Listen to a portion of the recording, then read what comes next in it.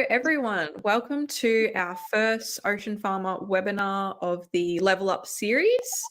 My name is Molly and I'm the social media manager. Some of you may have already spoken to me, but otherwise it's lovely to talk to you now. So first up, we have Ewan McCash, the CEO and co-founder, giving us a run through of the app on how he uses it on his family farm and why data is so important. We're going to save any questions to the end if that's okay, but if you have any questions while we're talking, just send them through in the Q&A section and we'll read them out to you. Over to you, Ewan. Yeah, thank you, Molly. G'day, everybody, and welcome to the first Level Up webinar.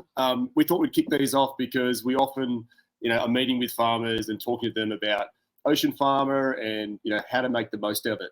And I guess doing this sort of webinar format is a great way for us to sort of share those experiences, those sort of tips and tricks. But if you ask me, like, what does leveling up with Ocean Farmer look like? It is really about getting the most out of the application and actually configuring it to capture, your unique farm practice. And that's something that's really a core principle of Ocean Farmer, is recognizing that us as farmers, our core expertise, what we're doing as farmers is we adapt our farm practice to make a certain area productive. So you can't pick up my farm, my family's farm here in Batemans Bay and put it in the Chesapeake Bay. You can't even pick it up and put it in the river down the road. We've actually adapted the way we grow our oysters to suit that location. And that looks like, obviously there's a locational aspect to that, but there's also the gear we use, the schedules we grade and sort at, and other activities like biofouling that we've over the time figured out these are the husbandry techniques we need to actually make this place productive and also meet challenges and de-risk production in terms of barnacle catch or overcatch. And so with that as the core, what we've really done with the Ocean Farmer application is made it really configurable. So we sort of come to you as a farmer and say, how are you farming? Let's capture that in the application. And then we'll do the hard work of actually pulling that data out the back end, standardizing it and pushing it back to you in the form of a dashboard to give you more insight so that you can be more targeted and more productive with your operations. So you can actually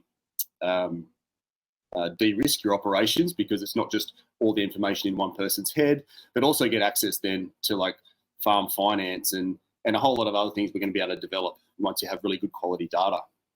So how does that look like in practice? I'll just start a little quick video that I've made of just simply dropping a pin, and I'll talk you through how we use the Ocean Farmer app on the farm, and then we'll jump into the dashboard. Okay, so hopefully that should be popped up nice and clear on your screen. I sort of zoomed out there and show you where we were, but we're zooming in now on one of the oyster leases down in Batemans Bay. You can see the pins there. Each pin is a deployment of oysters. The different colours, the different sizes. You can actually see me zooming out and showing that you can see the other oyster leases around our lease. And what we've done is digitally mapped our oyster lines. So if we were out there now deploying oysters, it's as simple as navigating that dropper to where we've started the batch. We select the crop we're actually deploying. We select the size. And these are your sizes. This is where we come to the configuration. So each of these fields is configured to the size of oysters you use, the language you use for that, the gear you're using, and the language you use for talking about that gear. We're deployed 100 units, quite large oysters. So yep, they're 50 oysters per 20 mil SEPA basket. You can add notes, you can add photos, and really importantly, here's that schedule. This is the schedule we want to run our farm by. On the Oyster Life farm, we don't leave anything out for longer than 16 weeks. In this case, quite large oysters that might just need some finishing, so we've actually scheduled them for 6 weeks. In 6 weeks' time, that pin will actually go loud. We'll have the loud bars above it, and we'll be notified that it needs attention, just like that grey one on the screen there. I'm just going to zoom across now. So that's really about crop management. We zoom across now. Another powerful sort of functionality of Ocean Farmer is the ability to schedule maintenance tasks, which is massive. We've all been in a situation where, you know, you look at the engine oil in your outboard and it looks like Vegemite, and you go, gee, I swear we serviced that motor only a few months ago. But of course it's been 18 months. And you can see here how the guys have just taken a photo of the engine. They've scheduled a service. It's now down, it's got 2 months to go before it needs to be reserviced. They've actually had notes there where they've been recording notes every time they've scheduled actually done the service. And they've actually been dropping pins on any of that equipment they've got around their farm. Sometimes they've actually mapped those assets as locations. Other times they've just dropped a pin with a photo. But again, there's a lot of gear on your farm. And in this case, simple photo, drop it, drop a pin and schedule that service. You can actually, do the service and forget about it. So we're not actually tying these guys, memories up with what they might need to do next. And then it's locked in and we'll be notified when it needs to be done again. Again, if you're out in the river, that was a repairs and maintenance task. So you might be out in the river harvesting. You see something broken. You don't have time to stop, but you just take a photo. This one didn't have a photo in this instance. You can just drop a pin and schedule that task to someone. Zooming back out now.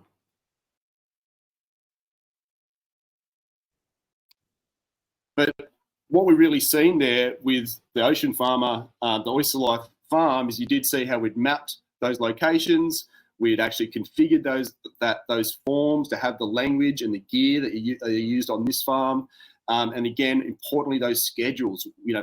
When do you need to go back? When is that critical task need to happen next? So that when you're out in the river, and this is another important aspect of leveling up, is valuing your time and valuing capturing quality data. So those guys might have spent half a day processing oysters, counting them in the bags, then running out in the river on the right tide to deploy those bags. Now, all they have to do is take that 30 seconds at the end of that job and actually capture accurately what they've actually deployed. They put their phone in their pocket, but we've actually grabbed that data, and we know, we're not going to lose it. We're going to be able to make some really good insights, and the guys are going to be able to work more productively. In fact, I'll show you how we do that by jumping over the dashboard now. So in real time, while you're using that Ocean Farmer application, the phone that's on your phone or an iPad, and the guys are out there navigating with their farm, recording their farm activities, which is really critical. We're actually pulling the data out in real time. You can see this is actually the sort of summary dashboard for Oyster Life. We can see the total sort of value of the crop, how much gear is deployed. We can see the total dozen oysters deployed in the farm. We can see how much gear they're using. What's interesting about this is I know once the guys get to about 80–85% gear usage, they start complaining that they can't continue normal operations because they don't actually have enough dry gear or spare gear to sort and split effectively. And so they're really, when we're looking at that sort of metric, we're looking, well, there's a certain optimization level where they are now, and that's 70%. We don't want them operating at 50% because they're not utilizing the gear, but 100% is no good as well because they won't be able to do the husbandry tasks to make sure we have quality oysters. Down here, you can actually see the farm activity. Again, you can see how a few hours ago how I created that video by dropping the pin, and you can see a couple of days ago, Jamie was also out there active on the farm dropping pins. Down here, we can also see how it's sort of where we start to get an understanding of how in control the farm is. And we're going to be building this sort of feature out over the next few months, actually. But we can see on the Oyster Life farm, they have about 1,800 baskets requiring attention, which equates to about 8,000 oysters. Now, I know for a fact that that's a very small amount. These guys have really got this dialed in. That's less than 5% of their total inventory that actually requires attention. So these guys are running to schedule. They're really optimizing their gear. And from my perspective, which is, I used to work on the farm, but because these guys are using the application so effectively, they've got great data. I actually feel more connected to the farm than I did when I used to be out there in the water working. So I can see that they're active. I can see that they're optimizing gear. I can see they're in control of their scheduling. And that's what we're aiming for when we're leveling up the farm.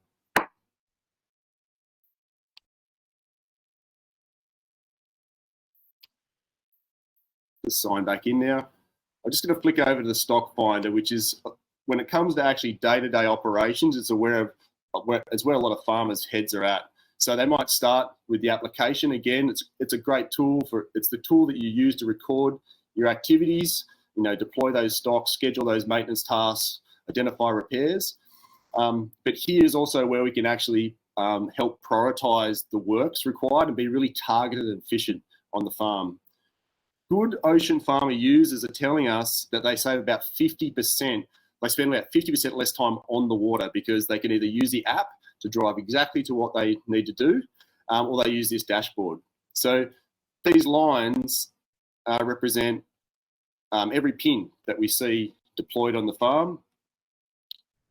And if we were looking to harvest oysters, the guys might come in and very simply, filter by size. So they'll be looking for a medium-sized restaurant-sized oyster, and we can see exactly where those oysters are, the location. We can see that there's 3,000 dozen available to sale, and we can see the value, of course.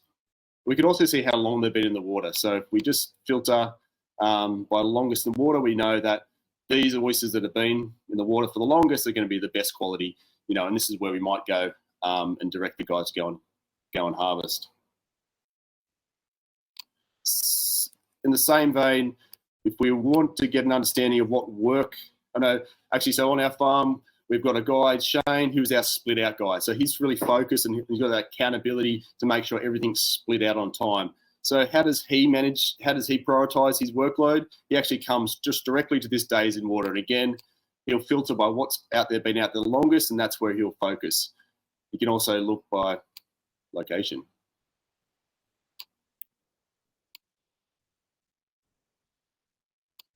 So what we're really doing in terms of leveling up the farm is we're making sure that we're capturing all those farm activities, that we're continually refining, that the application is using the language you use on the farm, that we've got those locations mapped, that we're taking the time as well. We're really engaging, talking to our staff and to ourselves and saying, hey, it's really valuable that whenever we do an activity, whether it's deploying oysters, harvesting, whether it's a flip, whether it's a wash or a harvest, that we actually just stop and take those few seconds to capture that, because ultimately that creates, one, a really good sense of control. We can and also repeatable, scalable operations.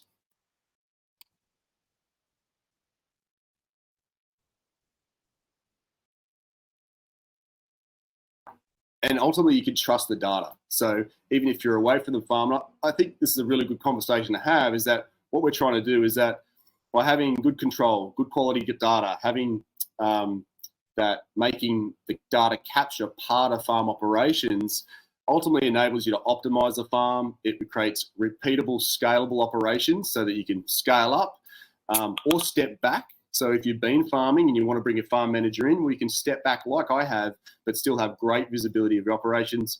And something we don't really talk about a lot, sell. So if you went to sell your farm, you're actually selling not just the infrastructure and assets, but you're selling the whole expertise, that IP that comes, there's decades of years, maybe decades of expertise that you've built up on how to make your farm productive. But I'm going to be answering some questions at the end here. So I'll hand back over to Molly, and we'll go from there. Lovely. Thank you, Ewan. Now we'll go over to Claire to discuss what a 20-minute tune-up would entail. Hi, sorry, turning my video on. Hi, you guys might know me, maybe. I've helped you map your farm and get your farm set up to start dropping pins like Ewan was showing you.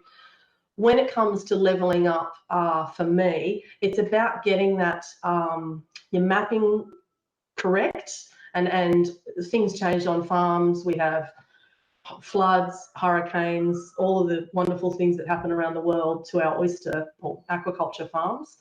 And also, really importantly, your dashboard. So if you log into your dashboard, and you see zeros because there's no stock values, or the reports aren't feeding through correctly, any of that sort of stuff, that's where you need to contact me to make sure that all of that sort of stuff is, as Ewan pointed out, working as well as it can be for you. We see the app as a data logger. So it's in your pocket and it's capturing what you're doing right now, and then you move on with your day. At the end of the day, or the start of the day, or at the start of the week, you're hopping onto your dashboard to start strategically planning what's going on with the farm. So planning your day, your week, or what your staff movements need to be, as Ewan pointed out with Shane. We also have Adrian, who is in charge of our biofouling, so on our family farm. So that's his main focus, and we can sort of make sure that he's doing that, or that if he's getting behind, we can give him some manpower to get back on top of it.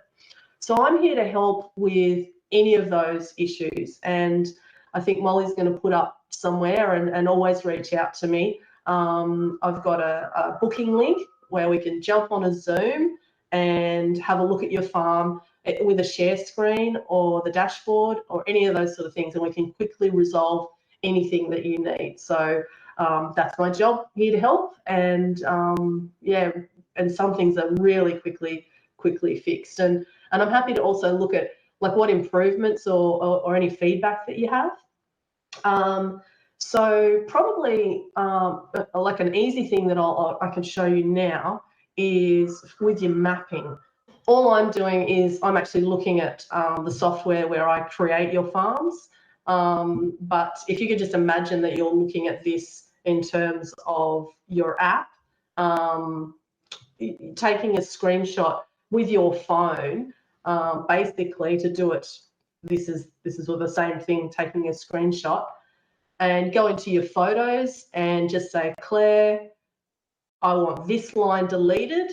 And this literally happened yesterday, so this is why I brought this one up. I want both lines either side deleted, and I want them evened up. So what was happening there was that these are shorter, so these needed to become a little bit longer. A really simple crayon-like scribble like that means that I'm looking at the same thing that you're looking at, and I can easily adjust the mapping to whatever it needs to be. So WhatsApp that to me, text it to me, email it, whatever needs to happen, or jump on, and as I'm showing you here, I can just do it while I'm with you, when we can look at it together. So I'll leave that there. So probably that's it from me. Leveling up is about sort of taking you from that initial onboarding training that I've done with you and your staff, to which is dropping pins and sort of getting the hang of the system, to just refining it and making sure that not only the app is working properly for you, but that the dashboard is as well. So the mapping and the app are taken care of, and then going into that dashboard. So all of that information is coming into the dashboard, and yeah, any kind of feedback or any kind of adjustments that you need made, contact me, and let's get it done. Awesome. Thanks, Molly. Thank you, Claire. So now we'll jump over to Amanda for an overview of farm finance. Thank you. Thanks, Molly. Thanks, Claire. Thanks, Ewan. So Ewan has shown you some of the magnificent data you can get out of your app, and Claire has shown you that she is there to make sure that she can facilitate you getting the best out of that app. So don't ever be afraid to bother Claire. She loves it. I'm here to talk to you about what you can qualify for when you've done those first two things. So you're a happy little farmer and you're cruising along and you're using your app and you would like to grow your farm. So we have farm finance. Our farm finance product I'm going to talk to you about today is Farm to Own. And Farm to Own pretty much allows you to expand your farm using your own expertise. We'll supply the gear and the oysters, and you grow the crop until it's ready to sell. When it's ready to sell, you sell it at the market price. We recoup the value of the gear that's been deployed on your farm, and then that's it. No more to pay, walk away. If you get a really good price for the oysters, there might even be a little farmer bonus at the end. That's always good. And where possible, we try and buy our seed/spat from the actual farmers that are going to be growing those oysters as well, because two things: they know that the seed and where it's coming from, and the other thing is that gives them a little bit of a cash injection at the start of the deal too, because we're buying their spat from them. I'd love to give you a little example, because I think I've got the best job in the world. I walk around and essentially have a shopping list for farmers. What do you want? And if all their data is good on the app, then it's literally going shopping. So I have a farmer who farms in the Clyde River system, and he is just rolling out the gear, the baskets and the oysters for his second deal with us. So in the 2 deals that we've done with this farmer, he's rolled out 2,000 baskets and about 250,000 extra oysters on his farm. Now, he's a pretty stoic guy, man of very few words, just loves the farming and loves the life. And I got him to cry when we signed that second contract for 1,440 baskets. Shook his hand, gave him a big hug, and he said, "Manda, I am now 10 years ahead of where I had planned to be by this date in my business plan." And that's the stuff that gets us right in the fields. The reason Farm Finance was designed is because it comes from farmers for farmers. We know very well that there are some farmers that are farming as much water as they possibly can because the infrastructure and the seed is expensive, and banks don't understand farming on the water. So we don't ask for any deposit. You are not affecting your cash flow. You don't have to put the house up as collateral, which the banks will often ask you to do. And then if business goes south, where do you live? It's terrible. So we want to help you grow. You've got this much water, and you can only afford the infrastructure and the stuff to go on this much water. Come and see us. We'll get the baskets on this much water and the oysters, and get you farming to your maximum ability. Now, the boss will probably be asked this question, and if he repeats what I'm saying, I'm fine with that, because there is a question that we are always asked. What is the catch? It's got to be a catch. It seems too good to be true. You can't just roll out thousands of dollars of baskets and thousands of dollars worth of stock on my farm and walk away for a year. It is true. And the only catch is you've got to be a good farmer. That's it.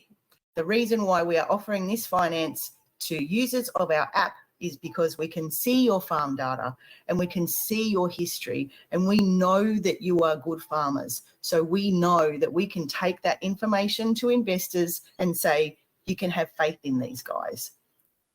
And we'll just watch you grow. It's the most exciting thing in the world. I love it. I love it so much. I love to see you guys growing, and we love to see you guys reaching your farming goals earlier than you anticipated. And then on top of all that, of course, the environmental benefits of having more oysters, mussels, seaweed, blah, blah, blah, out on the water, and keeping our water beautiful and clean and pristine for further generations of farmers to come after the ones that are out there now. I could bang on about Farm Finance all day.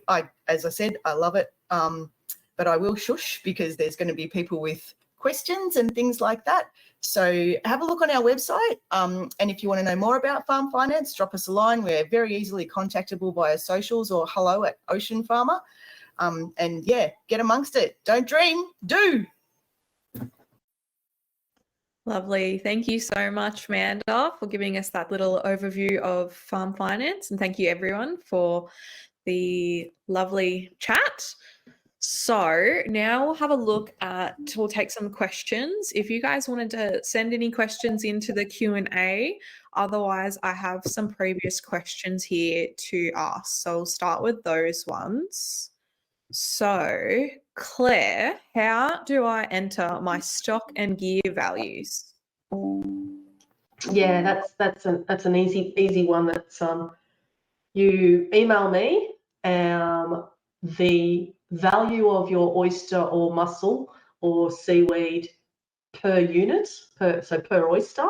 For the oysters is pretty easy, or per dozen. I can use a calculator, and that's all at the moment entered into the back end of the dashboard, so that the dashboard looks at the report that you've dropped on the app and says you've said that you dropped 10 dozen oysters and that they are worth $100 a dozen, which is awesome, crazy money. And so that's $1,000. So the dashboard starts to calculate that through. So yeah, anybody that has got duck egg zeros in their dashboard, that's because either they haven't let me know what their stock is worth, or they're same for their gear, how much you would pay per basket. Yeah, so yeah, let me know. Awesome, thank you. I would say, Molly, it is, once you've configured the farm and once you've got those fields configured with your oyster sizes and your gear types, it is quite simple. If you just reach out to Claire, you can do a 20-minute tune-up, but she can actually just send you that data, those fields, and then you just got to put your prices next to it. So it's not like you have to write it down yourself, but really, really quick and simple. As you say, with Claire, I like that. I like that term, duck egg. So, let's get rid of the duck eggs, and just by contacting Claire, you can sort that out. Really is that simple. So, Ewan, how do I get my staff to use Ocean Farmer? Yeah, this is something we sort of talk of. I mean, I have a lot of these conversations with farms. We've got farms that have hundreds of employees, so are farming millions of oysters or selling millions of oysters a year, and they've also got probably the worst kind of employee, which is the farmer themselves, like farm owner operators. So they're out there with just them and the dog, and so how do you get to use it? I would say if you're a farm manager, it is about becoming the job. On the Oyster Life farm, when we got new staff turning up, it's like, you know what, guys, I don't care how many baskets you throw in a day. I don't care, how quickly you work. If you're not stopping and taking that 30 seconds to record what you've done, you haven't done the job. And I think once you start relying on that dash and looking at that dashboard as a way of actually understanding how in control your farm is and feeling connected with farm operations, that's when you really start to appreciate why it's so important. If you're a farm owner, that's probably the hardest. That's the hardest challenge, because you've got to change, years of behavior where you're just like, yep, I'm just going to remember what I did. I'm going to record it later or put it up. And I think, and you're always busy. You're not just a farmer. You're also a business owner. So you always got other things running in your mind, and maybe you are managing other staff. So I think it really is about, almost like a mindset thing. It's just like, value my time. Just spent a couple of hours grading these oysters and deploying them out in the water or picking them up. I need to stop and spend that 30 seconds to record what I did. Awesome. So we've got a question from Tom. How do you factor in mortality into the dashboard? We don't count dead oysters, but that would obviously affect the accuracy of the dashboard. Claire, did you want to answer that one? Yeah, sure. So, Tom, as you, if we just take it from in a really simple example, you've got oysters out there, you've dropped a pin, and it is, 100 dozen oysters. The pin counts down to the point where you need to actually bring them in and grade them. And at that point, you've graded them out, and miraculously, they have all grown at the same rate.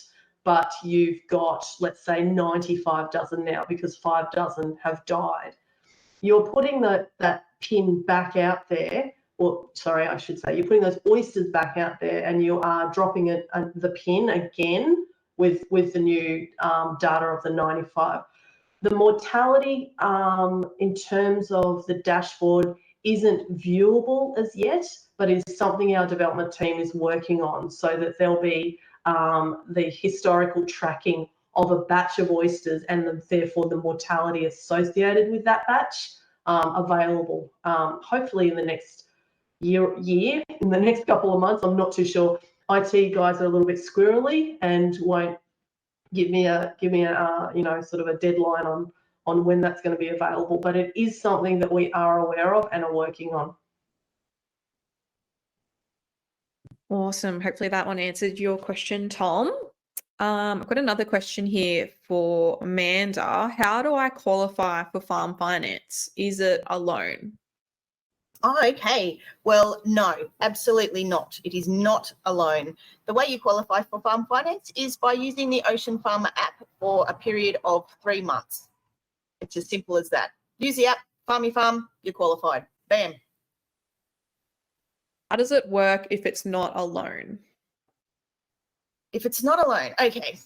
How it works is we buy the baby oysters, either from a supplier or from the farmer themselves, and we buy all the gear, the baskets that you're going to grow those babies in. We figure out a price to purchase those oysters when they're small, and then we figure out the price that we are hoping to get for those oysters to sell them when they're at full size. The farmer then has 12 months to grow those oysters to market size, and then when the 12 months ends, he sells those oysters. We recoup the value of the gear that has been rolled out on the farm, and then the farmer keeps it all and walks away.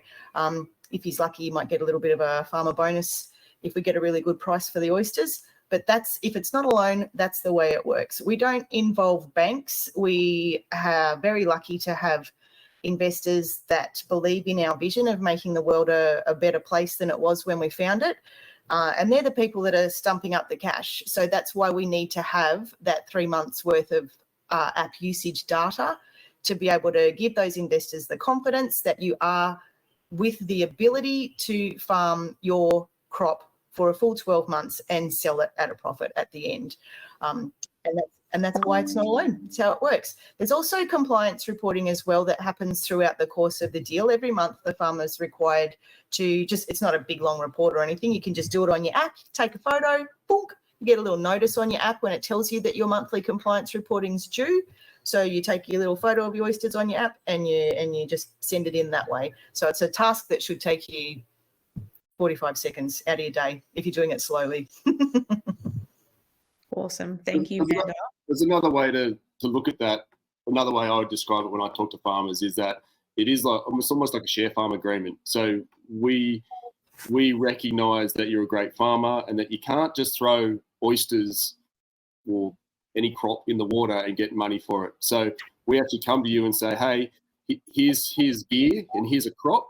And we want you to farm it under an agreement for us. And the agreement is that you'll take it through to sale, and when it's sold, you'll end up taking ownership of the gear and potentially a cash bonus. So again, I'm in the boat with Amanda as well. I get really excited about it because the way we've structured it, it values the expertise. It values the fact that only you know how to farm your patch of water.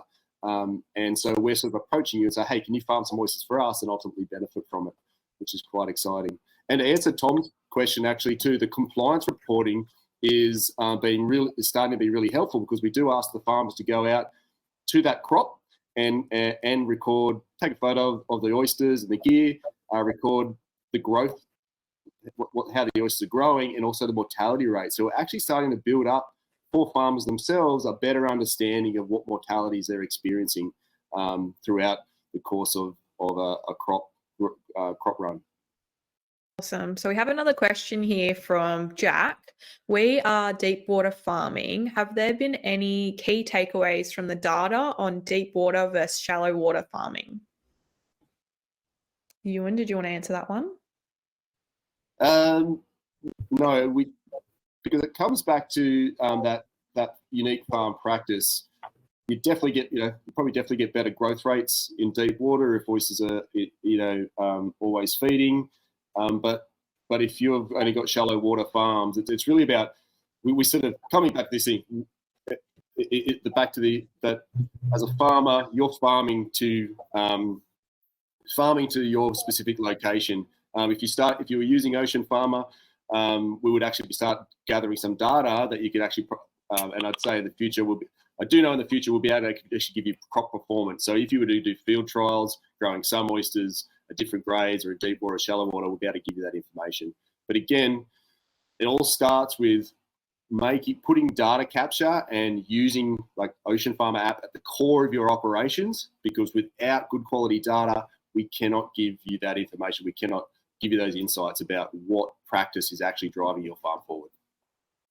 Awesome. So we've got another question here. When you say grading, you sort your oysters by size, but then do you have something to mechanize to count the oysters? Yeah, thanks, Tom. We, on our family farm, we do have 2 graders, and they obviously count the oysters out for us back into the baskets. But when you're bringing them into grade and putting them back out again, it's not down to every single oyster, and particularly obviously with spat. Around the world, I've dealt with scoops, litres of oysters, yellow buckets was one. They had a particular yellow bucket that they measured their oysters out. So at that point, a farmer needs to tell me for each grade or size of oyster, how many oysters fit in that yellow bucket or in that litre or in that scoop, that kind of thing. So it's taking it from, you can imagine in the good old days, I would say to a farmer, how many oysters do you have out on the water? And they'd go, I think I've got about 50,000 dozen. It's Australian, we always do dozens. But they were never too sure. This is getting the system and sort of going, we're not asking for every single oyster, but we're getting it down to a more accurate number. But yeah, so that's, I hope that answers the question. Yeah. I'll jump in and add to it. Oh, So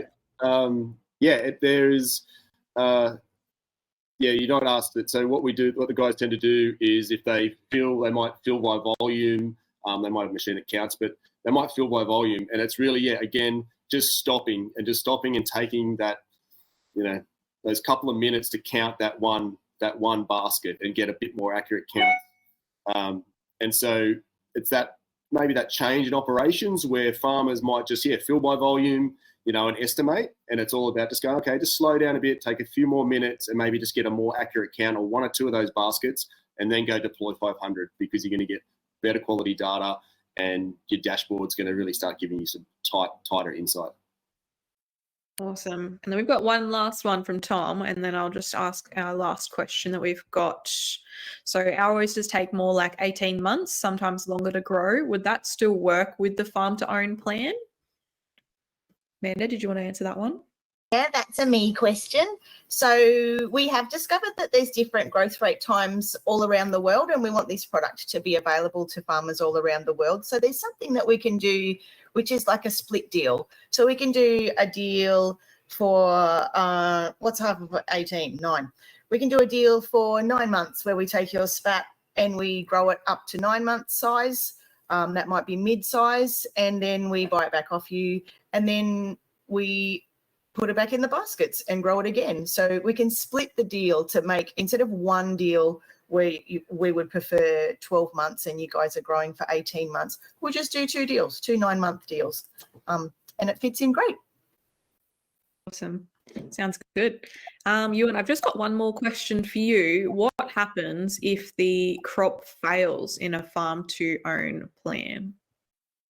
That's a great question. So in the farm to own plan, if a crop fails, and they do, or we have high mortality, really we work with farmers to actually reseed those baskets. So, when we do a deal, we basically deploy gear onto your farm, and we own that gear up until a point at which enough revenue is created from those baskets to pay for it and give us a return, and you can take ownership. So we've had one deal come through recently where the mortality was higher than expected, and it's going to fall a little bit short of that agreed sort of final price. But we're just going to work with that farmer. We'll reseed that gear. It just means it's going to take a bit longer for that farmer to take ownership of the gear. So instead of doing it in 12 months, they might do it in 12. It might take them 18 months. So again, It is on us. We own the gear, we own the crop, and we take the risk. It's not on you. And I think that's what's so exciting about it. Cool. Can I That's just, the other thing is that because the gear and the crop's owned by us until the end of the deal, it's insured as well. Perfect. All righty. So I think that's it. Oh, we've just got one last question. Are the options to just finance seed but not the gear? We do have a More Farm finance product available. I didn't want to go into them in great detail today because we are having more webinars, but we have another farm finance product that is available right now. It's called Farm to Flow, and that is to free you up a little bit of cash flow. So something to just purchase seed would be more of a Farm to Flow deal. Without going into it in enormous detail, Farm to Flow is designed to help you out in exactly that situation. Tom, where you need some money to buy some seed, or your boat engine's blown up, or you know, you can't quite make wages this month. I don't know, but it's a small cash flow injection. So what you do is you pre-sell us some oysters that are not ready for market size, and we will pay you for them. And then when they are ready for market size, you sell them, we get our money back. So that might be, Tom, if you're interested in just finance for seed, hit us up, and that would probably be more like a Farm to Flow deal. Awesome. Thank you, Amanda. So we're actually going to wrap it up right now. So this webinar is going to be recorded and it'll be sent to all recipients at the end. So thank you guys for coming. Thank you everyone for talking. And yeah, Thanks for coming, people. Thanks for joining us. we'll see you at the next one. Thank you.